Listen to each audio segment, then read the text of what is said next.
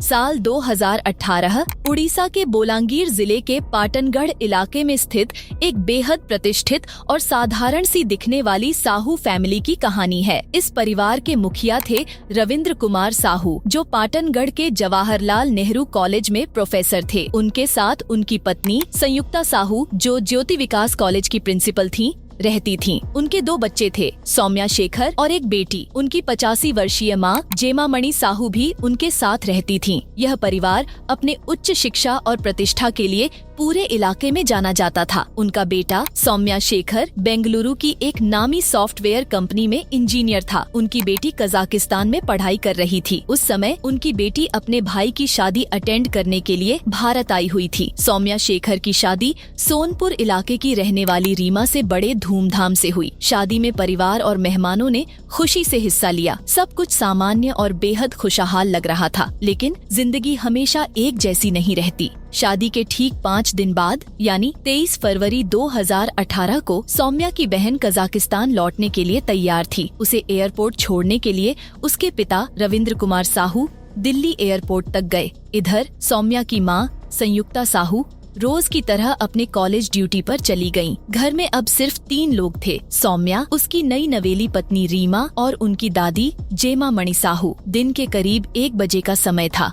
सौम्या और रीमा रसोई में खड़े होकर बातें कर रहे थे। वे ग्रिल बैंगन और दाल का झोल बनाने की योजना बना रहे थे, लेकिन तभी एक अनजानी आवाज ने सब कुछ बदल दिया। सौम्या को गेट पर कुंडी बजने की आवाज सुनाई दी। रीमा ने कहा, जाकर देखो कौन है। सौम्या गेट तक गया और देखा कि एक डिलीवरी बॉय खड़ा था। उसके हाथ में सौम्या शेखर के नाम का एक पार्सल था। पार्सल पर ऊपर की ओर एक घिसा हुआ स्टिकर लगा था, जिसमें लिखा था कि यह रायपुर से SK सिन्हा नाम के व्यक्ति ने भेजा है। रायपुर उड़ीसा से करीब 230 किलोमीटर दूर था।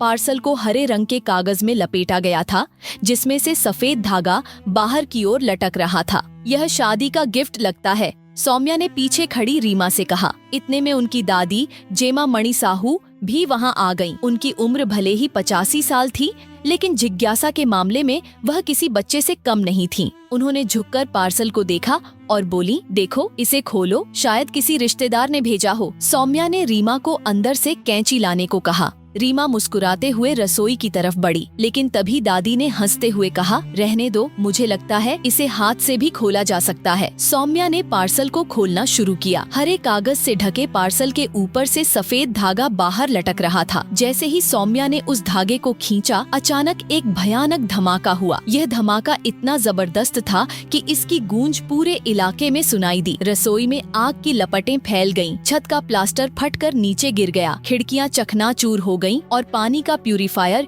दीवार से टूटकर बिखर गया। सौम्या, रीमा और दादी तीनों बुरी तरह झुलसकर अलग अलग दिशाओं में जा गिरे। सौम्या के शरीर से तेजी से खून बहने लगा। वह दर्द से तड़पते हुए चिल्लाया, मुझे बचाओ, मैं मर रहा हूँ। यह शब्द उसकी पत्नी रीमा ने आखिरी बार अपने पति के मुंह से सुने। दादी जेमा मणि साहू आग की लपटों में घिर गईं। रीमा के चेहरे और हाथों पर भी आग लग गई थी। उसकी त्वचा बुरी तरह झुलस चुकी थी। धुएं से उसके फेफड़े भर गए थे। सांस लेने में तकलीफ के साथ उसकी नजर धुंधली होने लगी। दर्द और जलन से तड़पती रीमा ने हार नहीं मानी। वह रेंगते हुए किसी तरह बेडरूम तक पहुंची। वहां उसने फोन उठाया ताकि अपनी सास संयुक्ता साहू, जो उस समय कॉलेज में थी, उन्हें कॉल कर सके। लेकिन इससे पहले कि वह नंबर डायल कर पाती, वह बेहोश होकर गिर पड़ी। धमाके की आवाज सुनकर आसपास के लोग बदहवास हालत में घर की ओर दौड़ पड़े। शायद गैस सिलेंडर फट गया होगा, कुछ लोग कह रहे थे। लेकिन घर के अंदर का मंजर देखकर हर कोई सहम गया। रसोई में खून और जलने की दुर्गंध चारों ओर फैली थी।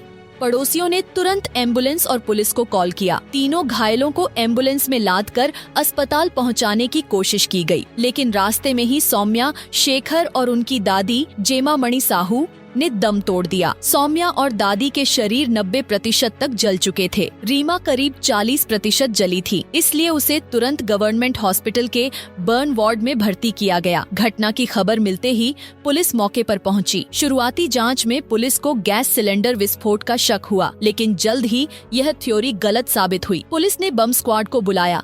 बम स्क्वाड ने जैसे ही रसोई की जांच की, उन्हें वहां बारूद की गंध महसूस हुई। यह साफ हो गया था कि यह कोई दुर्घटना नहीं बल्कि एक सुनियोजित बम विस्फोट था। अब सवाल यह था कि घर के अंदर बम कैसे पहुंचा और इसे किसने भेजा। पुलिस के पास सवालों का ढेर था, लेकिन जवाब देने वाला कोई नहीं था। सौम्या और उनकी दादी अब इस दुनिया में नहीं थे और रीमा की हालत इतनी गंभीर थी कि वह बयान देने की स्थिति में नहीं थी। 23 फरवरी 2018 की इस घटना ने पूरे इलाके को हिलाकर रख दिया था। एक साधारण परिवार का घर बम धमाके का शिकार हुआ और हर कोई इस सवाल का जवाब तलाश रहा था कि आखिर ऐसा क्यों और कैसे हुआ। रीमा की हालत में सुधार आने में लगभग एक सप्ताह का समय लगा। 3 मार्च 2018 को पुलिस ने अस्पताल में उससे पूछताछ की। रीमा ने बताया, 23 फरवरी को दोपहर करीब 12 बजे हमारे घर पर स्काई किंग कोरियर सर्विस से एक पार्सल आया था। पुलिस ने बिना समय गवाए स्काई किंग के स्थानीय कार्यालय का रुख किया। वहां पहुंचने पर उन्होंने उस डिलीवरी बॉय के बारे में जानकारी जुटाई जिसने पार्सल डिलीवर किया था। इसके साथ ही पुलिस ने यह भी जानने की कोशिश की कि पार्सल भेजने वाला कौन था। जांच में पता चला कि वह पार्सल SK सिन्हा नाम के व्यक्ति ने रायपुर से भेजा था, लेकिन जब पुलिस ने गहराई से छानबीन की तो सामने आया कि नाम और पता दोनों फर्जी थे। इसी बीच पुलिस से एक छोटी लेकिन अहम गलती हो गई। उन्होंने मीडिया को जानकारी देते हुए गलती से पार्सल भेजने वाले का नाम SK सिन्हा के बजाय RK शर्मा बता दिया। इस गलती ने केस को एक अप्रत्याशित मोड़ पर ला दिया। RK शर्मा नाम का जिक्र मीडिया के माध्यम से पूरे उड़ीसा में आग की तरह फैल गया। यह नाम कातिल का था, लेकिन पुलिस को इस पर ध्यान नहीं गया। स्काई किंग के दफ्तर में CCTV फुटेज चेक करने पर पुलिस को बड़ा झटका लगा। वहां कोई कैमरा ही नहीं था। इसके बाद पुलिस ने शेखर साहू के दोस्तों और परिवार वालों से पूछताछ शुरू की। शेखर की मां संयुक्ता साहू, जो एक कॉलेज में प्रिंसिपल थी, ने बताया, हमारी किसी से दुश्मनी नहीं है। लेकिन फिर उन्होंने एक और बात बताया, मेरे कॉलेज में एक अंग्रेजी के प्रोफेसर हैं, पूंजीलाल मेहर। कुछ महीने पहले मेरी उनसे बहस हुई थी। संयुक्ता साहू ने बताया कि कुछ महीने पहले पूंजीलाल को प्रिंसिपल के पद से हटा दिया गया था और उनकी जगह संयुक्ता को यह जिम्मेदारी सौंपी गई थी। पुलिस ने इस बयान को गंभीरता से लिया और पूंजीलाल मेहरा से पूछताछ की, लेकिन पूंजीलाल ने कोई ऐसा बयान नहीं दिया जिससे पुलिस को कोई ठोस सुराग मिले। इसके बाद पुलिस को एक और अहम जानकारी मिली। घटना से कुछ महीने पहले शेखर के फोन पर एक अनजान नंबर से कॉल आया था। शेखर ने यह बात रीमा को भी बताई थी। कॉल पर दूसरी ओर से धमकी दी गई थी, तुम्हें रीमा से शादी नहीं करनी चाहिए, अगर तुमने ऐसा किया तो इसका अंजाम अच्छा नहीं होगा। पुलिस ने उस नंबर का पता लगाया और कॉल करने वाले व्यक्ति को पकड़ लिया। वह व्यक्ति रीमा से एक तरफा प्यार करता था। उसने माना, मैंने शेखर को धमकी जरूर दी थी, लेकिन मैं किसी को मारने की हिम्मत नहीं कर सकता। पुलिस को उसकी बातों पर यकीन नहीं हुआ और उसे सख्ती से पूछताछ की। यहाँ तक कि उसका पॉलीग्राफ टेस्ट भी किया गया। टेस्ट में उसकी बात सच निकली, जिसके बाद पुलिस ने उसे रिहा कर दिया। पुलिस ने शेखर के दोस्तों, परिवार वालों, पड़ोसियों और स्काई किंग के स्टाफ समेत 100 से ज्यादा लोगों से पूछताछ की, लेकिन कोई ठोस सुराग नहीं मिला। इस बीच मीडिया और जनता ने पुलिस पर सवाल उठाने शुरू कर दिए। ओडिशा सरकार ने इस मामले की जांच क्राइम ब्रांच को सौंप दी। जैसे ही केस क्राइम ब्रांच के हाथों में आया, उन्होंने सभी संदिग्धों की जांच फिर से शुरू की। मामला बेहद पेचीदा था, क्योंकि उस कोरियर ऑफिस के अंदर और बाहर कहीं भी CCTV कैमरा नहीं था। क्राइम ब्रांच की टीम ने उस इलाके में लगे करीब 250 CCTV कैमरों को खंगाला, लेकिन कोई ठोस सुराग नहीं मिला। ऐसा लगने लगा था कि यह केस एक बंद गली में जा चुका है। लेकिन तभी 4 अप्रैल 2018 को बोलांगीर पुलिस को एक गुमनाम पत्र मिला। उस पत्र में लिखा था कि पार्सल SK सिन्हा के नाम से भेजा गया था, जबकि असली नाम RK शर्मा था। पत्र में यह भी बताया गया कि इस हमला में रायपुर के 2 नहीं बल्कि 3 लोग शामिल थे। सबसे चौंकाने वाली बात यह थी कि इस विस्फोट का कारण सौम्या शेखर का विश्वासघात था। पत्र के अनुसार सौम्या ने किसी की जान ली थी और करोड़ों रुपए भी हड़प लिए थे। उस पत्र में एक और महत्वपूर्ण बात लिखी गई थी, कृपया निर्दोष लोगों को संदेह में न पकड़ा जाए और उनसे अनावश्यक सवाल पूछकर उन्हें परेशान न किया जाए। यह पत्र पढ़ने के बाद बोलांगीर पुलिस पूरी तरह सतर्क हो गई। उन्होंने तुरंत उस पत्र की एक कॉपी निकालकर क्राइम ब्रांच के चीफ अरुण भौत को भेज दी। अरुण भौत ने उस पत्र को कई बार पढ़ा और इस निष्कर्ष पर पहुंचे कि पत्र लिखने वाला ही उस पार्सल का असली भेजने वाला है। इसका सबसे बड़ा कारण यह था कि यह जानकारी किसी को भी नहीं थी कि पुलिस ने गलती से पार्सल भेजने वाले का नाम SK सिन्हा की जगह RK शर्मा बताया था। पुलिस को यकीन हो गया कि पत्र लिखने वाला ही असली आरोपी है। उन्होंने उस पत्र को जांच के लिए फॉरेंसिक लैब में भेजा, लेकिन वह पत्र करीब 250 किलोमीटर दूर से कई लोगों के हाथों से होकर आया था। फॉरेंसिक जांच में फिंगरप्रिंट के स्पष्ट निशान नहीं मिल सके।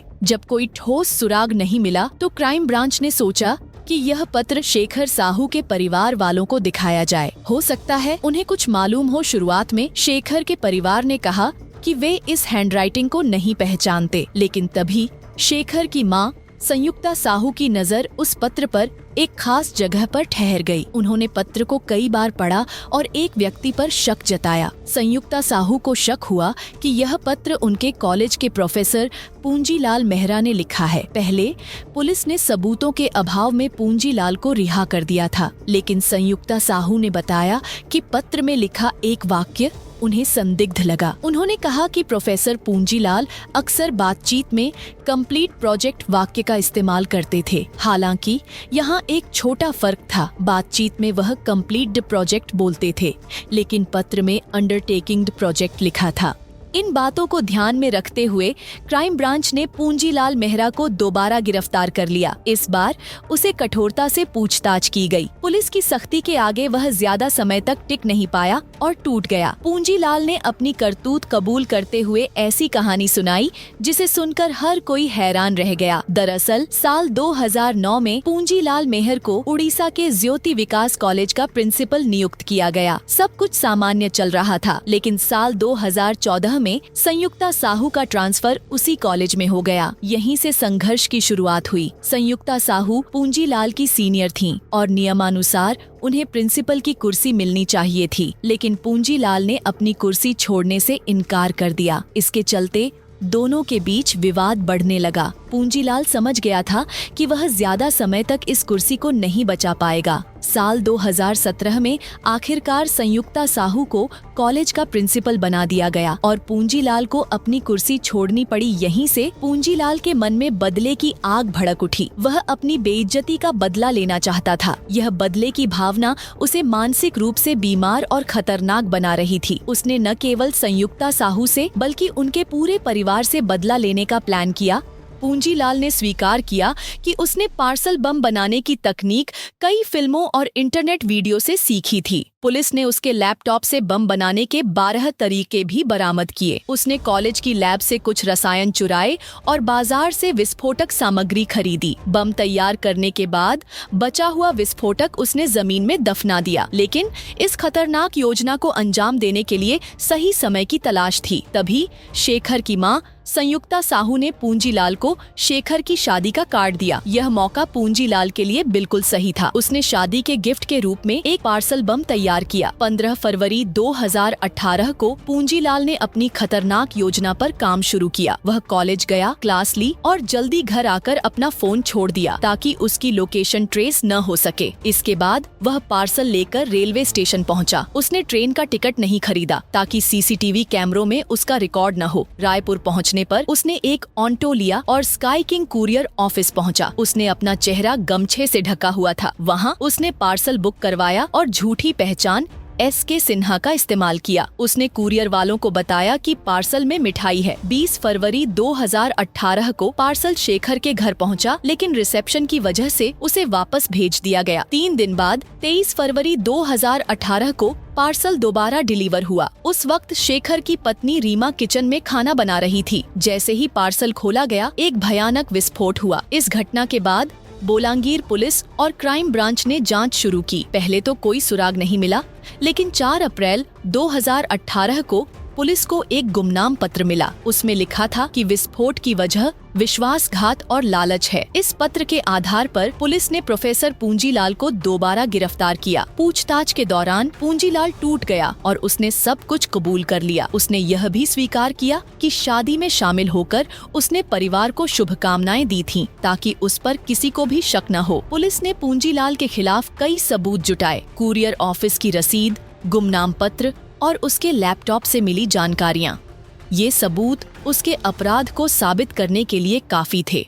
24 अप्रैल 2018 को पुलिस ने चार्जशीट दाखिल की और पूंजीलाल को जेल भेज दिया। इस घटना में रीमा ने अपने पति को खो दिया। शादी के कुछ ही दिनों बाद वह विधवा हो गई, लेकिन रीमा ने शेखर के माता पिता के साथ रहकर उनका सहारा बनने का फैसला किया। उन्होंने कहा कि शेखर ही उनका पहला और आखिरी प्यार था और वह दोबारा शादी नहीं करेंगी। दोस्तों, यह कहानी सुनाने का मकसद केवल आपको जागरूक करना है। लालच और नफरत इंसान को किस हद तक गिरा सकते हैं, इसका यह सबसे बड़ा उदाहरण है। आपका इस घटना के बारे में क्या कहना है, कमेंट बॉक्स में जरूर बताएं। अगर हमारी वीडियो पसंद आई हो तो इस वीडियो को लाइक करें, शेयर करें और हमारे चैनल को सब्सक्राइब करना न भूलें। धन्यवाद।